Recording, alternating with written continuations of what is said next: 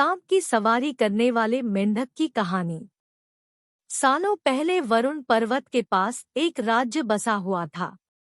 उस राज्य में एक बड़ा सा सांप मंदविष भी रहता था।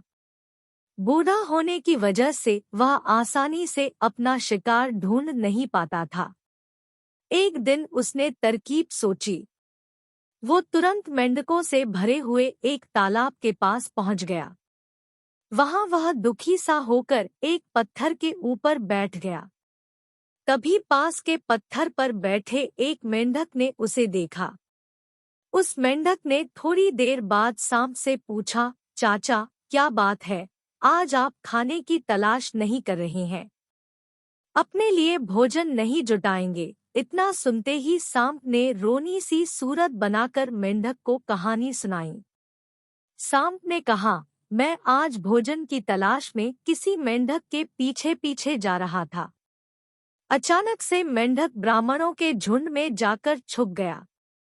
मेंढक को भोजन बनाने के चक्कर मैंने गलती से एक ब्राह्मण की बेटी को काट दिया, जिससे उसकी मौत हो गई। इससे नाराज होकर ब्राह्मण ने मुझे श्राप दे दिया। उन्होंने मुझे श्राप देते हुए कहा कि तुझे अपना पेट भरने के लिए मेंढकों की सवारी बनना पड़ेगा। इसी वजह से मैं इस तालाब के पास आया हूँ। यह बात सुनते ही वह मेंढक तुरंत तालाब के अंदर गया और अपने राजा को सारी बातें बताई। राजा कहानी सुनकर हैरान हुआ। पहले तो उसे बिल्कुल भी यकीन नहीं हुआ, लेकिन कुछ देर सोच विचार करने के बाद मेंढकों का राजा जलपाक तालाब से बाहर निकलकर एकदम कूदते हुए सांप के फन पर जाकर बैठ गया। राजा को ऐसा करते हुए देखकर अन्य मेंढकों ने भी ऐसा ही किया। सांप समझ गया था कि मेंढक अभी मेरी परीक्षा ले रहे हैं। सांप भी बिना विचलित हुए आराम से सबको अपने फन पर कूदने दे रहा था और उन्हें घुमा रहा था। इसके बाद मेंढकों के राजा ने कहा, जितना मजा मुझे सांप की सवारी करके आया, उतना मुझे आज तक किसी की सवारी करके नहीं आया। मेंढकों का भरोसा जीतने के बाद अब धीरे धीरे सांप रोज मेंढकों की सवारी बनने लगा। कुछ दिन बाद चतुर सांप ने अपने चलने की गति थोड़ी धीमी कर दी। यह देखकर मेंढकों के राजा जलपाक ने पूछा, हे सर्प, तुम्हारी चाल इतनी धीमी क्यों है? इसके जवाब में सांप ने कहा, एक तो मैं बूढ़ा हूँ और रावण के श्राप की वजह से बहुत दिनों से भूखा भी हूँ। इसी वजह से मेरी गति कम हो गई है। इतना सुनते ही राजा ने कहा, तुम छोटे छोटे मेंढक को खा लो।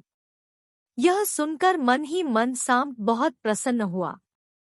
उसने कहा, राजन, मुझे ब्राह्मण का श्राप है, मैं मेंढक खा नहीं सकता हूँ, लेकिन अगर आप कहते हैं तो मैं खा लेता हूँ। ऐसा करते करते वह रोज छोटे छोटे मेंढक खाने लगा और वह तंदुरुस्त हो गया।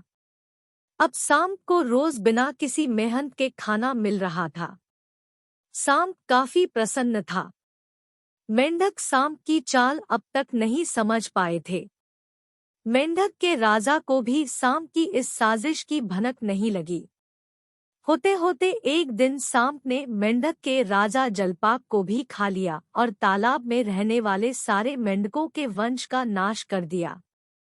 कहानी से सीख, किसी भी शत्रु की बात का जल्दी से भरोसा नहीं करना चाहिए। इससे खुद की और अपने लोगों की हानि होना निश्चित है।